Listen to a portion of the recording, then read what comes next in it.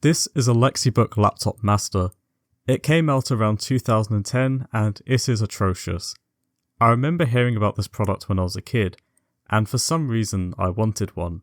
Probably because I didn't have my own computer and I was too young and naive to understand how computers work.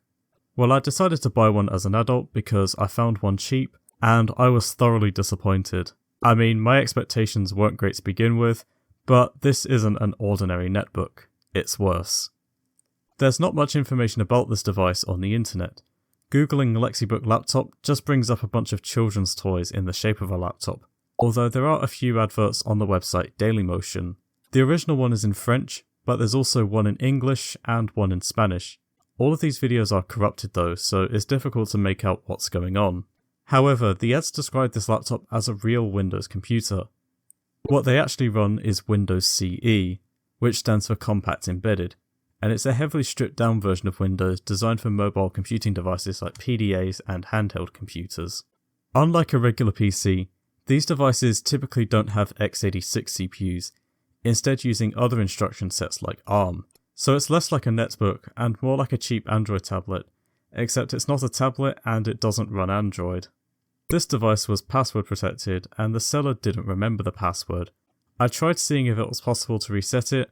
I tried reading the manual to see if there were any instructions on restoring the computer to factory settings, but I had no luck. I then tried to just guess the password and unfortunately I didn't get anywhere. Much like a lot of SBCs, this laptop doesn't have a traditional BIOS or UEFI, so you can't just bring up a boot menu and try to boot from an external device. I then took the device apart thinking there might be some kind of removable storage medium, like an internal SD card I could plug into my main computer and then flash a different OS onto. Unfortunately, everything was soldered, so I was out of luck. The tricky thing about this machine is because the product is marketed towards kids and parents, the specs are very vague.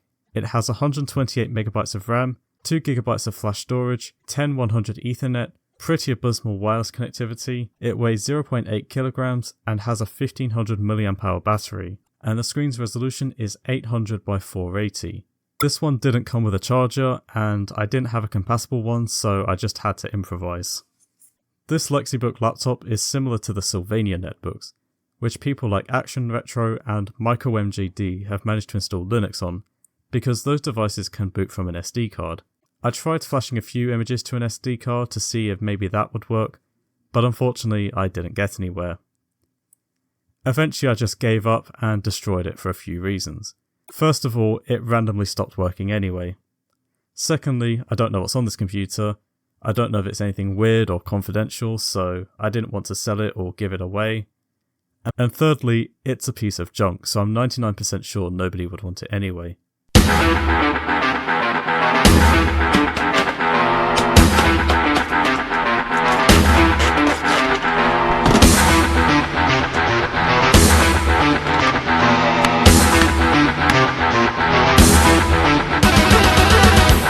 I really don't like e-waste, but sometimes the best solution to a computer problem is just not having a computer.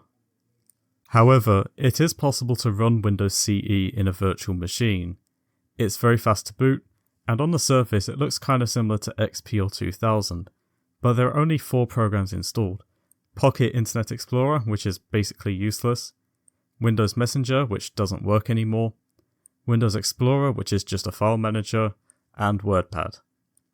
I guess the OS is intentionally left bare bones, and then the device manufacturer loads their own software.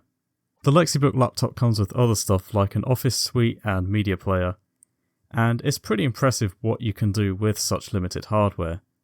I was hoping I could get Doom on it, or at least a basic web server, but I guess I can dream. Anyway, thanks for watching.